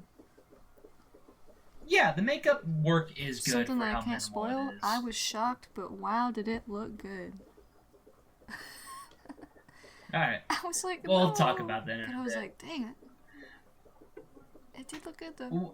I will say, although the overall directing style, I guess to go into one of my main criticisms, the overall directing style is not my thing. There are moments where the directing is great. Like, I'm thinking about that scene where we see a car driving and it slowly pans to reveal that's Annie in the car. Like, I thought that was a great moment of directing. But I find the overall directing style to be a little too claustrophobic, in my opinion. Like, the film loves close-up shots. There's so many close-up shots in this movie. Yeah. Wait, but Which, you were I like, know some people man, like I really it. like the shots in Longlegs. I thought there were too many close-ups in Misery. What? They both had a lot of close-ups, that's why I was... Listen, Longlegs offered a lot more variety with white To be shots fair, it's like than Misery. it mostly takes place in one room, so I get it. Yeah, but I don't know. Like, sometimes it was just like, okay, I don't need to see every inch of Kathy Bates' face. Like, I do.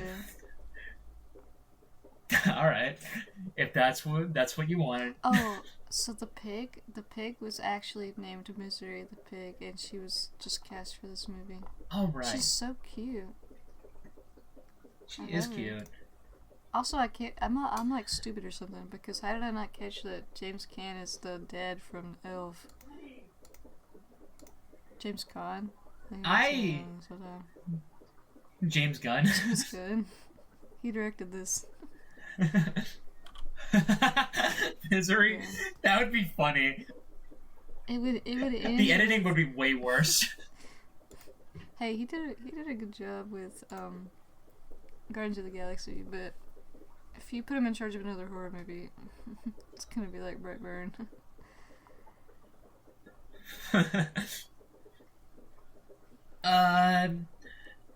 I feel like my other opinions, spoiler-free wise, are more just general things. Like, I think the cinematography does have its moments.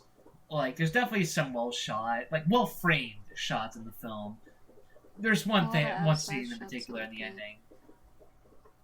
Yeah, the outside It's shots hard are to great. make like Um, snow-covered mountains look bad. That is true. And one thing I will mention that I do like about the directing is I love how much the film rewards you for picking up on small things. Yeah. Like I'm thinking about the pony thing. You know exactly what I'm talking about. Or was it a horse? It was either one or the other. I'm not remembering. Whatever it is, like as soon as you notice that, you're like, okay, that's gonna come Oh, like the back, penguin? come back to bite him in the ass. Yeah. Oh, it was a Yeah. penguin. It was not a whatever. I was like, wait, what? I when thought- was I don't know why I thought When it was was a there a horse. horse in the movie? Okay, I get you. A horse comes out of nowhere. There's the ceramic penguin. It always faces due south or whatever. Do you have anything you like to mention, spoiler-free wise, Mac? I also like the music in this one. I feel like I said that about every movie. Like, I like the Honestly, I don't really remember it that much. I mostly remember the music that was playing whenever he was driving in his car. I was like, this is good. Also, I like the mix, because it's scary, not in like a boo way, but like, I don't know, it's something to think about. But there are still a lot of like lighthearted moments. Like you get the moments with the sheriff and his wife, and those are fun. Those are fun. Yeah, they're You sweet. get to help piece stuff. Like you get to sit here and be like, oh, they're piecing it together, and that's fun. No. I like a little detective work in a movie. Yeah. After all, the first film you recommended was Zodiac. Yeah. A movie just about detective work. And then I was hyped. Well, I guess for it wasn't fully Longlegs. detective. Well, you guys watched Prisoners first, and that's That, no. yeah. But, like, it's not You're fully, opposite, but Yeah, it's just like one of those. there's a lot more to it than just detective Yeah. stuff. Although that is a big part It's of the like movie, I dead will give you that. detective. Do you want to get into spoilers? Alright, everybody, look at me. You can't see me, but look at me, okay? We're going to spoil Misery now. So if you haven't seen Misery yet, we You're skipped missing this out. timeline right now to avoid spoilers. But besides that, 3, 2, 1, spoilery. Spoiler, dude. I'm trying to think of where to start because I'm thinking of stuff at the end of the movie and it's like, okay, maybe we should start before then.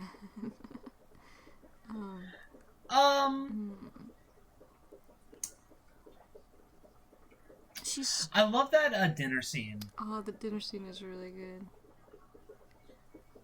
I love how, like, it's able to be like, God damn it, without, like, being so, like, obvious. Again, like, James Caan is, like, his performance is really in the face.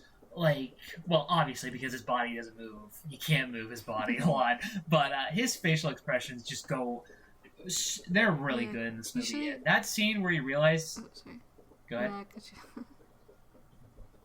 I was just gonna say, like, the scene where she spills the drink and he realizes, shit, my plan didn't work. There's just something about the facial Oh, like, expression where it's just like, Devastation. like- But he's trying to play it off. and dread. Yeah. He's like, it's so over. I'm gonna spend, like, what, another few months in this cabin? Yeah. Yeah, and hers is a lot in the face too, but she got to do more, like, physical, Crazy Shit. things. because she gets all up in his Dude, face. her and first, everything, like- she's, like, standing over him, like... Also, wait, there's something I completely forgot to mention, but I loved it so much. So, What? you know, he crashes his car, and she rescues him, and then she just throws him over her shoulders like he's a sack of flour. Like, dang, girl. Yeah, Yeah, I think that alone makes it intimidating. Like, damn, this woman can lift. That's like a grown man, and she's just tossing him over her shoulder like nothing. Maybe he weighs like nothing. He's like a regular sized dude. He's gotta be at least like 160, 170. Oh, one fun fact I learned about, this is like the ending, like, you know, after, Paul escapes. Which, okay, one thing that has kind of always bothered me ever since I watched it, I never liked how it just faded to black after the final fight scene. Like, that's just it. Like, really? No more? You can't give an additional, like, 2 minutes of something? Like, I can at least kind of, like, assume that he went to the cop car and went to the radio to give his location. But, like, it always felt like you couldn't just like give like that scene at least to give like additional context, not just fade to black after Paul finally kills Annie. You Yeah, know? but it does give it a little Okay, uncertainty. but that's And something that has always been iconic to me is when he's like at lunch or dinner with his agent, and the yeah. like waitress is coming around with her cart and that big old beautiful chocolate cake. I actually was eating chocolate cake during that part, by the way, and I was like, whoa, wait a minute. You were Kathy Bates. Dude. And yeah, it's Kathy Bates for a second. And he's like, gets so Yeah. scared. Yeah, I do like the Yeah, ending, it's like but just a little that actually wasn't what I was twist on talking it, but I don't know. about. But I don't know, it's always been iconic. Well, even with my criticism, that's not what I was Yeah. talking about. I was talking about a fun fact, but Oh, the fun fact. so when they reveal that he's okay, you know how he's walking with a cane. Originally, the film was filmed with that's a dumb sentence. Originally, they filmed it with without a cane. He was just walking perfectly fine. But when they test screened it, everyone was like, "No, that's stupid. What the fuck?" I do like it. So they better with the reshot cane. it. It makes more sense. Because this is presumably, like, I don't know, less than a year after the events, you would think? I don't know. We don't really get a... No, wait, it's 18 months, right? Even if it was a This is year, 18 like there's no way your legs would be that yeah, a perfectly year and would a be half perfectly and his legs usable. are perfectly fine after being broken twice. No, after having, Yeah. what was it, his tibias in both legs, his fibula in one leg, and then later getting his, like, ankles broken. And his terribly. nuts. That's a scene. Her performance is great for that too, and his is, because he looks actually terrified. It's really good. Yeah, I guess we could talk about the iconic Like, scene in the movie, the scene He's that so, everyone like, thinks pathetic about, the and sledgehammer. that makes it, like, of course you would be, but like he did a good job of doing that. Is that the thing you're talking about with the makeup, the sledgehammer scene, or is it No. the fight scene? It's the Or is it the, shotgun scene. yeah, I was about to mention that, since you said no to either of Yeah. those. I actually didn't hear the second one, but I know Yeah. it wasn't it. But, yeah. Yeah, we can talk about that first. The sledgehammer or the The gunshot? sledgehammer. Yeah, the sledgehammer scene is admittedly iconic. Yeah, there's gifs of it on Discord. I love it. Yeah. And then right after that, I didn't really notice that those gifts were like connected until I watched it again. I was like, oh shoot, the one where she like blows him she's like, I love you, and she blows him a kiss, and then he catches it. and then she turns around and he's kind of just like, kind of like lets it go. Dude, I like the makeup for well, like the way they were able to make that foot bend with a sledgehammer, that looks so good. It really was. Like, yeah, So silly. That's such a gift. A gift. that's a goofy ass that was a gift. diff- Editor, Jason, editor, put it in the video. Anyhow, But yeah. oh yeah, Good. so like the shotgun scene was crazy because I love the sheriff. He was like one of my favorite parts about the movie. And then she shoots him in the back with the shotgun. I was like, what the heck? Cool, it is not cool. He was gonna die soon anyway. He's like 70. But And then she was gonna kill both him, well, Paul and herself. yeah, that felt kind of realistic. What someone like that would Yeah, honestly, it was I thought that the whole scrap. Honestly, like Paul- the like the cutouts of the newspaper where she's like killed several babies in a hospital, but somehow she's out free. That didn't really make sense. Make it make sense. She would be in prison for life. This is what the liberals want. There are actual cases where nurses have. There's at least. No, there's multiple cases where nurses work in a NICU baby ward and they kill the Okay. babies. Terrible. But I thought it was like some random direction for that. I also do like the final fight scene. Yeah, I like that he kills her with the pig statue because it's like literally her pet. I love how that one small scene where you see Paul lifting the typewriter up and down like correlates to the first swing he does after distracting Annie. Yeah, that little montage of him writing. I thought that he was just doing that because he was really mad about writing. And then later he was like doing it again, like doing like multiple, and I was like, oh, he's training. Yeah, dude. Oh my god. Like, I used to have a typewriter, really? but it's like broken now, so I can't really use it. Dude, Seeing, those like, things are axles. heavy. Getting hit in the head with that's gonna fucking hurt. Well, yeah, it's like all metal. Yeah. It's like, what, Dude. like 20, 25 pounds of metal? Man, Ouch. I will say though, Annie, you had a clear advantage. Like, he was a complete vegetable, and you That still and she's lost. get like 50 pounds on him, maybe. Probably. And he's in the wheelchair, so she's get like 3 or 4 feet on him. Like 3 feet on him, 2 feet on him, I don't know. She had a huge advantage. Plus she can literally pick him up. Yeah, she could have just picked him up and threw him at the wall like 50 times or something. That would have been funny, actually. Oh, we played Left 4 Dead 2 last night. She could have did like the boomer move. No, wait, is it the boomer? No. Whatever the big guy is that like slams you into the wall and then like The and charger? then, like smacks you The- like a chimp. The chaser, I Yeah. think? She could have did that move. Man, yeah, I like the stuff that whenever the film like has like well, most of the film it's more like suspense and stuff like that, and the suspense is great. The few moments of like action are really great. Yeah, because there's not much in it, but when you do get it, it's like really good. Also, like, okay, whenever she leaves the house and he gets to like explore, it's like so tense.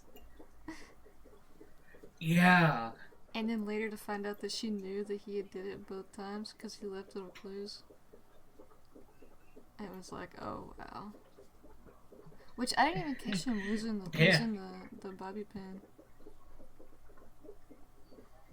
Maybe everybody forgot besides her, or maybe she just knew it spiritually. She found it. He dropped it. but Okay, I guess I just one missed it. one scene that did make me laugh is when it's a scene where Paul's planning to like stab Annie He's with a practicing. knife that he stole. Yeah, and then he goes to go to bed, and then he wakes up and like sees Annie just standing there. The lightning strikes like a Scooby Doo bit. Dude. That scene was so goofy. That and every time he pulls the knife out of his like sling, it makes like the shing. the like default knife being pulled out sound effect. To like see if there's like oh, that's interesting. I looked at fun facts about this movie. Stephen King, he said he likes the film adaptation, but he said once that he never really liked the casting of James Caan as Paul. I don't think anybody else would have done as good of a job.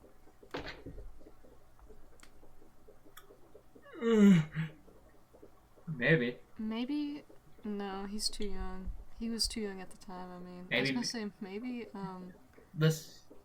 Wait, what? what's Sorry. his name? Christopher Nolan. It's literally Patrick Bateman. What is his freaking name? Christian Bale. Christopher. Dude, I looked at But he would have been like 20. I looked at the actors again who were. Yeah, read him off. Apparently, I missed Bill Murray was considered Bill for Murray? Paul. What? He fits more the During, character, like- but I don't know. Maybe he could pull off like a crazy good performance. He was also in I mean, Garfield. was He's yeah. Garfield. He is Garfield, and he didn't mean to be He was Garfield, like, but oh, he is shoot, I'm Garfield. Garfield. Oh, dang Fuck. I freaking hate this. Do you have anything else you'd like to say about Misery, spoiler-wise? Okay, wait, let me think. I talked about the killing her with the iron pig thing was cool. I like the, the suspense. Okay. Yeah, I guess that's about it. I like how you... I was like reading it out like I had like a list or something, but I was just thinking. Yeah. It's like, okay, I got that one. Check mark. I'm just looking at Pinterest. Alright, Man. I don't have anything either, so we can get into le conclusion. Alright. So overall, Misery. I find personally Misery to be a film I like, but not necessarily love. A lot of things are great about it. Kathy Bates is a standout performance. She definitely deserved her Oscar for Best Actress for this role. The story and writing overall is great. There's some great moments of direction and cinematography, but overall, some things about it I'm not a big fan of. And besides Kathy Bates and the overall story, there's nothing about the film I found myself blown away from. I just love it so much. Wait, are you gonna give a rating too? Well, I was gonna let you talk, then give a rating. Oh yeah, we do our ratings at the same time. I forgot already.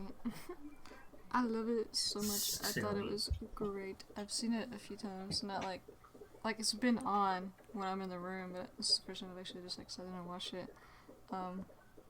I think it holds up. I think it applies now more than it did in 1990. Yeah. Let's see. Because of the internet. I don't know. The performances were like the best they could have been. I don't care what the other actor choices were. It wouldn't have been as good. Yeah. One of the like top 2 Stephen King adaptations for me. I've only seen it. I haven't seen it a lot, but what's also in the top 2? I'm curious. It Chapter 1. Right. I'd say it goes It Chapter 1, favorite Misery, and then like It Chapter 2. Alright. It Chapter 2 is in the top 5. I don't even know. I don't know. It's up there. But it wasn't as good as... My favorite is The Shawshank Redemption. Yeah. I haven't seen that. I'm not saying yet. Oh, The Green Mile is really good, actually. It's up there. Alright. Have you seen The Shining? No. I want to. Alright. Not because of it itself. I've heard that's really good. But because after that, I can watch the, Dr. Sleep? Yeah, Dr. Sleep. Because there's this one kid, is it Jacob Tremblay, maybe? He's got, like, a crazy good performance in it. He's, like, a small character in it, too. I would overall give this film a nice, solid 7 out of 10. Like Night on the Galactic Railroad, I don't think it's closer to a 6 or an 8, just straight on the middle. 7 out of 10. It was Jacob Tremblay. Good job, me. Is it 7 out of 10? Yeah, I gave it a 7. Honestly? Just gonna be a little liberal here of my 10 out of 10s, but I think this is also a 10 out of 10. Wow. Huh. Now you give 10 out of 10 to Ironclaw, now you're just giving away like candy, aren't you? No, we've just had really good picks. Alright, that is fair. Alright, so a 7 and a 10. Walk into a bar. Yeah. I don't know. 7, 8, 9, and 10 is just appalled. 7, 8, 9, and 10 is just like complete shock. 10's just It's there. like, wow, good thing I'm double digits, huh? Stupid. Why does this sound like a shitty children's book? We should write one. No. I mean, you can, but I won't help. Alright. Now that we got Misery out the way, we got the movies out, we'll just do our typical ask a question and then get into the next film picks and all that jazz. Oh. Do you have your question in mind, Mac? Yes. You made a little Chicago reference. I didn't think of a question. Shoot. I have mine, if you want me to go first. You can go first. Alright, so So, is there a film out there that's considered beloved, like people love it to death, or even considered a classic, that you actively refuse to ever watch? Like, you never want to watch it ever in your life? And if so, why that particular film? There definitely is one. And I can't think of it. Hold on, let me just look up like top movies. I have mine. What's yours? Mine is the 1994 film called Leon the Professional. I've heard of that. Okay. Yeah, I've heard the film is fantastic. I've heard it's great. It's one of Gary Oldman's best performances, all that stuff, and that's cool and all. But there's one aspect about the film that makes me feel gross upon even thinking about watching it. So, Leon the Professional was the breakout role for Natalie Portman. That's what made her. That's her first That's her earliest famous role. Oh, she was like 15, 14 when she did the film and all that stuff. Which, yeah, okay, yeah. But here's the problem. Not only is she underage in real life, the character in Leon Professional is also underage. And the problem is, I've heard that film sexualizes that character, which is already bad news. But here's the thing. There is a scrapped sex scene between Leon and Natalie Portman's character, whose name I don't remember, but I don't fucking care. Scrapped as in the idea was scrapped, or scrapped as in they recorded it and it didn't make the cut? I think the idea, because I don't know, I don't think there's footage. Okay, that's slightly better, I guess. Basically, it's still bad, but but basically, and I read the script, like the script where it had it, because somebody like linked it, so I was like, okay, I'm curious just because it's words, it's not actually action happening. Dude, the fact that this fucking script was thought about for filming it, it is fucking crazy. Like, it's so disgusting. Yeah. Like, what were they thinking? Like, it is genuinely trying to be so sentimental. Like, I'm not kidding you. And the thought about that was even thought about in the first place, along with my other reasoning. I legit never want to watch Leon the Professional unless I'm forced to by somebody. I actively refuse to watch that movie. And I'm all about like separating the art from the artist, you know, all that stuff, because the director, not shockingly, has been turned out to be a pedophile. Whoa, big shocker. I bet he was like, but look at me. Yep. No way. Took you long enough. But this is an example of an artist, well, artist in quotations, reflecting his disgusting viewpoints onto his art. There's no beating around the bush. Like, this isn't something like The Pianist, where that's a film that's fantastic and you could love to death, while also saying that you hope Roman Polanski dies a horrible, horrible death and burns in hell. No, Liam the Professional is a film that is made by a disgusting creep who was reflecting it being a disgusting creep into his work. No, thank you. I never want to watch it. So that's my answer. Quentin Tarantino, but worse. Well, at least with Quentin Tarantino, it's just feet, which is weird, but that's not like liking little girls. Yeah, that's what I'm saying, but worse. Fair. Cause like, bro was like, I have a good idea for this movie. What if Selma Hayek pours tequila down her leg and then somebody licks it over toes, and they're like, okay, good idea. We need someone. The funny thing is, he didn't even direct that movie. He just wrote it. It's like, okay, we need someone to be the guy, and he's like, wait a minute, what if it's me? Is there an answer I with did your? find an Do you have an answer for I was scrolling to the top 250 movies, and it hit me like a truck as soon as I saw it. Gladiator.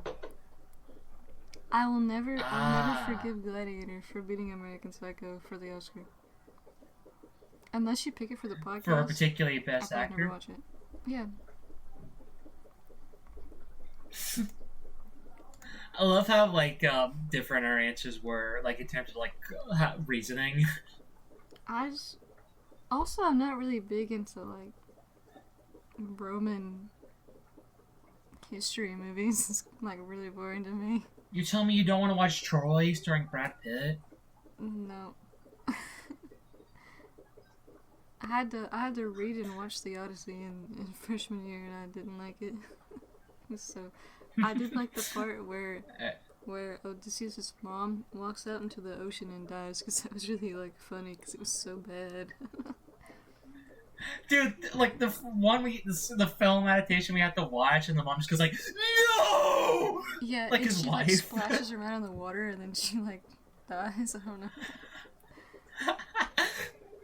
Do you have a Was it question, like a Mac? TV movie? It was like a TV I think we miniseries. watched the Yeah. same one. Um, um, let's see. Is there just Don't like have one. a Disney animated like classic that you just don't like? Like, 'cause our questions are really the same. But I saw The Lion King and I was just thinking about it because I used to not like that movie. I gotta look at the Disney like ones, because I mean some of them I don't love as others. Like I know like people love like the original Peter Pan movie. I think it's just decent. It's good, yeah. I know someone who thinks it's like the best movie ever. Okay. Let's see. Let's see the ones I've watched. Disney. I will say, because I see it right here, The Lion King 1.5 is so good. The Lion King 1.5 is what Ryan Reynolds wishes Deadpool could be. Have you seen it? How do you feel that you're being beat by Timon and Pumbaa? Dude, it's so funny. Like, have you seen it? I haven't seen it, but I've definitely heard of I've it. probably explained it to you before, but for the listeners at home. Okay, so it's The Lion King, the first one, but Timon and Pumbaa are watching it in a movie theater, and they're giving commentary on it. So they technically did the first podcasting. They did the first movie podcast. They had the Joe Rogan Experience, but for movies. A Disney classic that I don't like. I'm looking as best as I can. Oh, I have one. What is it? Pocahontas. I don't think a lot of people like it though, but it's so. Well, I like the music. I really, really like I the feel like music, but I don't like the movie. I think people liked it when it came out, but I think most people recognize it as kind of insulting. Yeah, I just think it's like well, not kind painfully of. It's boring. really insulting. The second one was Yeah. way worse though. But I feel kind of Honestly, it's kind of hard for me to. It's my bestie's like favorite Disney princess. Pocahontas? Alright. I don't know if I fully have an answer, because I'm looking at the stuff, and, like, at worst, it's like, okay, I know a lot of people love Peter Pan and the original Cinderella, and I just think they're decent. Like, they're not great, but, That's fair. you know. So I guess that'll be my answer, because, like, I guess it's kind of tough with, like, Disney, because I haven't seen all the classic animated Disney movies. I'm sure if I watched all of them, I'll have an answer, but for now, I guess that's my answer. Peter Pan There's and a lot Cinderella. of underrated classics out there. I'll say that. I mean, we did one of them for this podcast. I was gonna say, are you thinking like the Fox and the Hound Fox or and the something? Hound, but I'm also thinking Home on the Range, because like nobody likes the movie, but it was my favorite movie, and I watched it every day for like a couple years. when I was like 6. All like, man, this is right. some hate. So we got the questions up the way. Let's get into the. I had a stroke there. The next film picks and the outro. Yeah. Okay, so surprise, we're gonna have a special guest next episode. This was Mac's idea. It was mostly his idea. Because he was Robbie's? like, I have a really good pick for when you guys have me on the podcast. So I'm like, okay, we can have you on soon. All right. So are we doing his first or? Yeah, we can do his first. So we're gonna have Robbie on that. All right. So our on special that. guest. You can announce it. I already did though. Well, I was gonna say what our special guest Oh, name was. yeah. It was That's what I was Snellygaster. gonna say. Robbie Snellygaster reviews. Yeah. I didn't hear the film though. Can you repeat it? Oh, I didn't see the film. Oh, okay. I thought you just said Robbie. did. Okay, never mind. Um, All right, go ahead. so yeah, it's Jason's brother. It's my boyfriend, and the film he picked is Frogman. Frogman. It's Okay. it's a horror movie. It's like a found footage movie. Oh And he said wait, that yeah, I fucking heard of that. It Robbie's came out told me in about it. 2023, but it was like internationally. It didn't like overseas. It didn't come out in the U.S. until this year. Okay, Yeah, interesting. he's like really hyped about it apparently. Man, and I was thinking he was gonna pick something cool. Never mind. Yeah, I was like, is it gonna be really bad or is it gonna be really good? But honestly, I don't know. I feel like it could be in the middle. All right. Well, do you have your film pick in mind, Mac? Let me hear yours to see which one I'm gonna go for. All right. So I figured to pick mine because by the time we're recording this episode, it's August, like the early of August, and so this is summer, and summer has been really fucking hot. It has been so goddamn hot out, and I thought about it. And I was like, wait a minute. There's a movie where like kind of one of its main gimmicks is the heat. And it's been a film I've been looking to see for a good while. So I figured, hey, why not? Despite the fact this will be uploaded, the next episode will be uploaded in like September or like early October or whatever. Why not recommend it now? It's a film I wanted to watch. It's a Spike Lee joint, Do the Right Thing. It released in 1989. It's been a film I've been meaning to see for a while, and because of how hot it is outside, I figured it makes sense. Yeah, it's a good pick, I think. I haven't seen it, but like I've heard. But yeah, I'm excited to watch that because I like watching ones that I haven't seen, like that you recommend that I haven't seen, because I'm like, ooh. Yeah. Alright.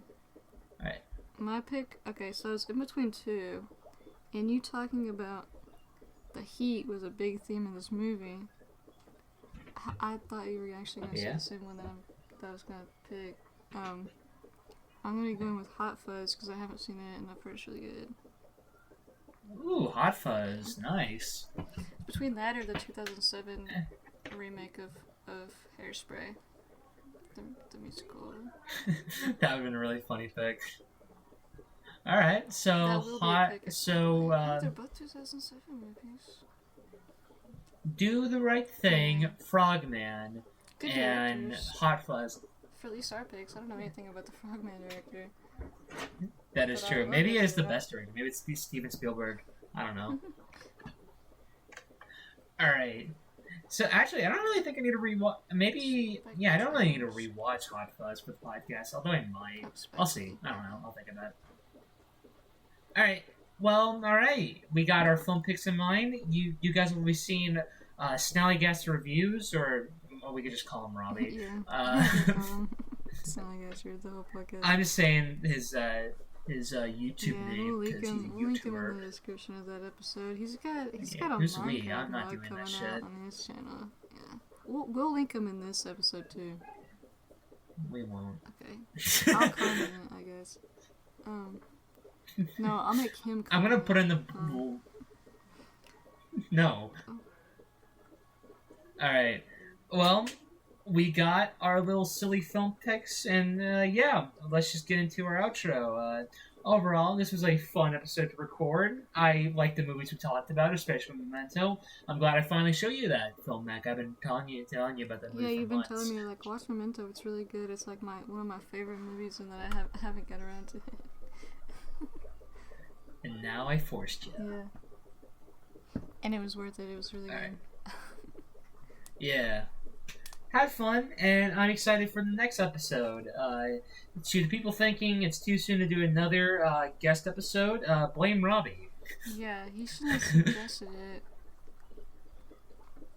He shouldn't have wanted to watch it on his birthday a month ago. That's funny. It'll be over at this point. All right. Do you have anything you'd like to say, Mac? Nope, that's about it. See ya. All right. We'll see you in a month from now. In the meantime, stay cool. Yep. Adios. Adios, mama. Adios.